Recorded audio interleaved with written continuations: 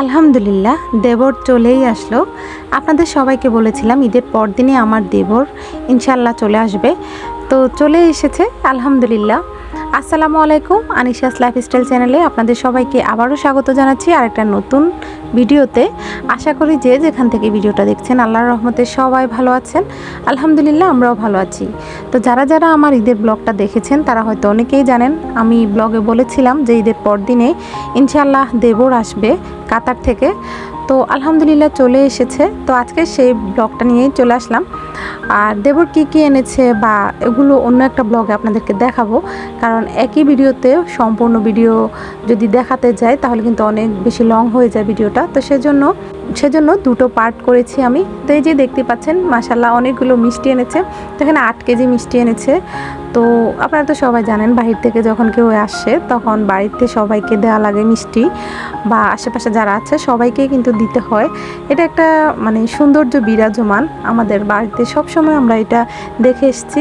বা আমরা যখন ছোট ছিলাম, যখন আমার মামারা বাহিরে ছিল বা আব্বু বাহিরে ছিল, বাহির থেকে আসার সময় কিন্তু মানে মিষ্টি জাতীয় কোনো কিছু, মিষ্টি দুধি বা মিষ্টি রসমালাই বা মিষ্টি যে অনেক ধরনের মিষ্টি কিন্তু আনে। তো এখানে দেখতে পাচ্ছেন 8 কেজি মিষ্টি নিয়ে আসলো। তো প্রথমত আমাদের টুনটুবুড়িকে দিয়ে কিন্তু আমরা শুরু করলাম। ও কিন্তু চাচ্ছিল একটা মিষ্টি নিতে, কিন্তু নিতে পারছিল না, যেহেতু মিষ্টিগুলো ফ্রিজে ছিল, একটু ঠান্ডা ছিল। তো কত ঢং করছে একটু আপনাদেরকে দেখিয়ে দিচ্ছি। তো আলহামদুলিল্লাহ দেবর চলে এসছে, আলহামদুলিল্লাহ ভালোভাবে পৌঁছেছে। আমরা কিন্তু একটু টেনশানে ছিলাম, আল্লাহ যেন ভালোভাবে ওনাকে পৌঁছায়। উনি আলহামদুলিল্লাহ চলে এসছে। আমাদের কিন্তু এর আগেই রান্নাবান্না কমপ্লিট হয়ে গেছে। তো কী রান্না করলাম সেটা অন্য একটা ব্লগে আপনাদেরকে দেখাবো। তো এই যে আমাদের টুনটুবুড়িকে দেখেন, ও মিষ্টি নিয়ে অনেক দুষ্টামি করছে, অনেক মজা করছে। আর এই যে ওর হাতের যে রূপার চুড়িগুলো দেখছেন, এটা কিন্তু ওর ছোটো মামাই ওকে দিয়েছিল, মানে আমার দেবর। আর পায়ের যে নূপুরগুলো ছিল ওটা আমি দিয়েছি, মানে ওর বড় মামা আর কি। আমি আর ওর বড় মামার তো সেম কথাই, তো আমরা দিয়েছিলাম। তো পায়ের নূপুরগুলো আমরা দিয়েছি আর হাতের চুড়িগুলো ওর ছোটো মামারা দিয়েছিল। তো মাশাল্লাহ দেখেন ওকে কত বেশি কিউট লাগছে। মাশাল্লাহ, সবাই একটু মাশাল্লাহ বলবেন। আর ও কিন্তু চুড়িগুলো একদমই পরে থাকতে পারছিল না, কেন জানি না, ও চুড়িগুলো খুলে ফেলবে। অনেক কষ্ট করে ওকে রাখা হয়েছে। তবে মাশাল্লাহ বলছি, নূপুরগুলো যে সেই ঈদের দিন আমি পরিয়েছিলাম, আমার ব্লগে হয়তো আপনারা দেখেছেন। মাশাল্লাহ এখন পর্যন্ত খোলেনি। ও কিন্তু অনেক কমফোর্টেবল বোধ করে, মানে ওর কাছে ভালো লাগে। আর আপনারা দেখতে পাবেন পাটাকে কেমন করে, দেখেন মানে নূপুরগুলো যেন ঝুনঝুন করে, ও কিন্তু ওরকম করে হাঁটে মাশাল্লাহ।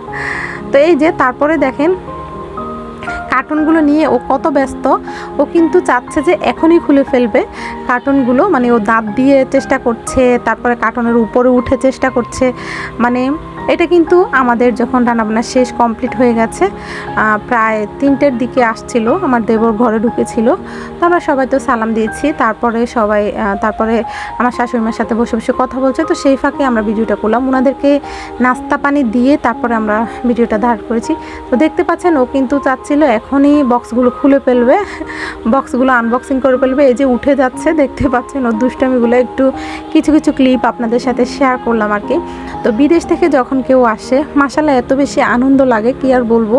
তাই যে এখানে দেবরকে নাস্তা দিয়েছিলাম, সেটার কিছু সামান্য ক্লিপ ধরে রেখেছি আপনাদেরকে দেখানোর জন্য। সবগুলো কিন্তু দেখাতে পারিনি, এর আগে শরবত তারপরে অন্যান্য নাস্তা এর আগে দিয়ে ফেলেছি, কিন্তু এগুলো আমার খেয়ালই ছিল না ভিডিও ধারণ করার। তো এই যে মাশাআল্লাহ আমার দেবরজি, আপনারা সবাই একটু ওনার জন্য দোয়া করবেন, আল্লাহ যেন নেক হায়াত দান করে। আসলে বিদেশ মানে প্রবাস মানে অনেক কঠিন একটা জীবন, অনেক বেশি কষ্ট করতে হয় প্রবাস জীবনে। আপনাদের ভাইয়াও অনেক কষ্ট করে। তো হয়তো দেখে বুঝতে পারছেন 2 দিন জার্নির পরে মুখ হাত কেমন শুকনো হয়ে আছে।